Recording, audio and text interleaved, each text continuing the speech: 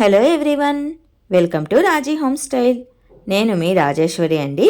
ఈరోజు రాజీ హోమ్ స్టైల్లో చిక్కుడు గింజలు మరియు ఆలు కాంబినేషన్తో సింపుల్ ప్రాసెస్లో కర్రీ రెసిపీని ఏ విధంగా చేసుకోవాలో చూసేద్దాము.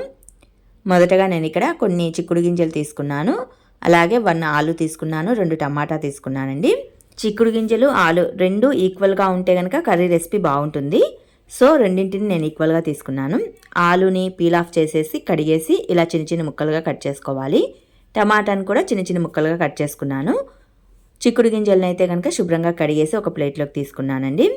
స్టవ్ పైన ఒక గిన్నె పెట్టేసి అందులో కొద్దిగా ఆయిల్ని వేసుకొని ఆయిల్ హీట్ అయిన తర్వాత పోపు దినుసుల్ని, కట్ చేసిన ఉల్లి ముక్కల్ని, 2 ఎండుమిర్చి ముక్కల్ని, అలాగే 2 రెమ్మల కరివేపాకాకుల్ని వేసుకొని పోపునంతా దోరగా వేగనివ్వాలి.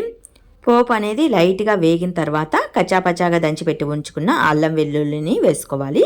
పోపు పూర్తిగా వేగకముందే వేసేసుకోండి. పోపుతో పాటు ఇది కూడా చక్కగా వేగిపోతుంది. ఇవి చక్కగా ఇక్కడ వీడియోలో చూపిస్తున్న విధంగా వేపుకోవాలన్నమాట. మాడిపోనివ్వకుండా వేపుకోవాలి. ఇవి బాగా వేగిన తర్వాత కట్ చేసి పెట్టి ఉంచుకున్న ఆలు ముక్కల్ని, టమాటా ముక్కల్ని, అలాగే శుభ్రంగా కడిగేసిన చిక్కుడు గింజల్ని కూడా వేసేసుకొని ఇక్కడ వీడియోలో చూపిస్తున్న విధంగా బాగా కలిపేసుకోవాలండి. ఒకసారి 2 మార్లు కలియదిప్పిన తర్వాత ఇందులో 2 టేబుల్ స్పూన్ల చిల్లీ పౌడర్ని, అలాగే 2 టేబుల్ స్పూన్ల ధనియా పౌడర్ని కూడా వేసేసుకోవాలి. చిల్లీ పౌడర్ కారం ఎక్కువగా ఉంటే కనుక కాస్త తగ్గించి వేసుకోండి. మీరు ఎంత కారం స్పైస్ తినగలరో చూసుకొని చిల్లీ పౌడర్ని వేసుకోవాలి. ఇందులోనే మన టేస్ట్కి సరిపడా సాల్ట్, కొద్దిగా పసుపును కూడా యాడ్ చేసేసుకొని మరి ఒక మారు చక్కగా కలియదిప్పేసేసి కొన్ని వాటర్ని యాడ్ చేసుకోవాలి. 1 గ్లాస్ పైనే వాటర్ పడతాయండి.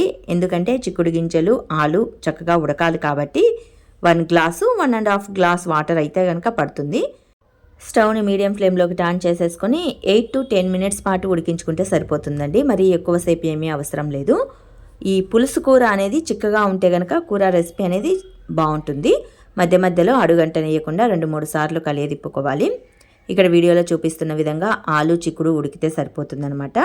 పులుసు అనేది ఈ కన్సిస్టెన్సీలో ఉంటే చాలండి, మరీ ఎక్కువ జోరుగా కాకుండా. ఫైనల్లీ ఇందులో కాస్తంత కట్ చేసిన కొత్తిమీరని యాడ్ చేసేసుకుంటే చిక్కుడు గింజలు ఆలు కాంబినేషన్తో కర్రీ రెసిపీ అనేది ప్రిపేర్ అయిపోయినట్లే.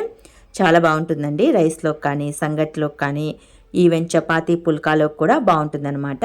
మరి మీకు ఈ చిక్కుడు గింజలు ఆలు కాంబినేషన్తో కూర రెసిపీ ప్రిపరేషన్ వీడియో నచ్చినట్లయితే మరికొన్ని ఇలాంటి రెసిపీస్ కోసం do subscribe my channel. Please support my channel. Thanks for watching this video.